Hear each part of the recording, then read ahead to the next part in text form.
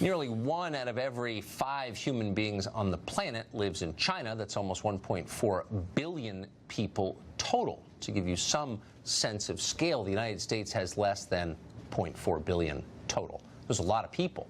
Now the Communist Chinese government wants to give every single one of these people a ranking. Chinese officials plan to use technology to collect and analyze people for their new social credit system, which will then allow the government to administer punishment and, of course, hand out rewards, the carrot and the stick, based on good and bad behavior. Political obedience, of course, will be central to this. It's basically naughty and nice, but there's no Santa in this calculation. What does this mean, and could it come here? Gordon Chang is author of The Coming Collapse of China, and he joins us tonight. Gordon, thank you very much for coming on.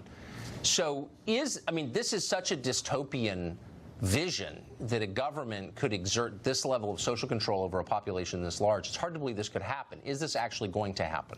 Well, it certainly is happening right now. What we have in China is that there's so many people there, of course. The government wants to control them, and so what they're doing is they're collecting data. They're collecting data from 600 million cameras that they'll have in place in 2020. They're going to have, traffic checks, all the rest of it. This is being rolled out, and it's being rolled out very quickly. So, for instance, you've got people who are not allowed to board planes and trains because their social credit score is far too low. So this is the kind of thing, since our ruling class pays such close attention to human rights abuses abroad, and we're always worried about Myanmar and what are they doing to journalists in Moscow. This seems like a glaring civil rights violation, human rights violation. Why do we never hear anything about it from the self-appointed moral watchdogs atop our society? That's a great question, and I actually don't know the answer for it, because this is the biggest human rights abuse in the world today. And we have China putting people basically into internment camps in northwestern China. 1 million people. This is a crime against humanity. We don't hear about that either. And the thing that I think we will hear about it is when they roll out this system for foreigners. So we know that the Chinese government is tracking Chinese in the United States.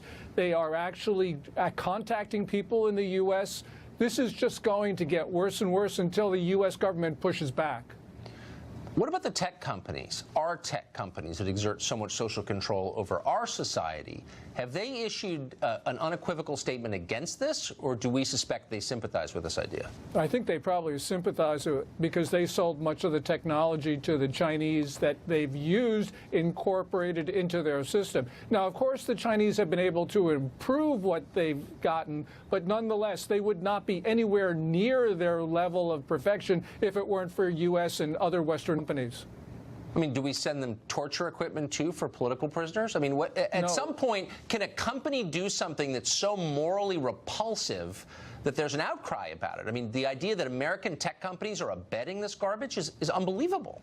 It is unbelievable. And also, we've got American companies in Xinjiang, which is that region in northwestern China where you have, the attempt to eradicate the Muslim religion. Well, we have U.S. companies with big operations in Xinjiang, and, they shouldn't be in China anyway, but nonetheless, to be at the site of a human rights violation, which is the worst in the world, it's just indescribable, as you put it. Yeah, I'll keep that in mind next time the Google guys want to lecture me about my moral shortcomings. Gordon Chang, thank you very much. Great to see you. Thanks, Tucker. A professor of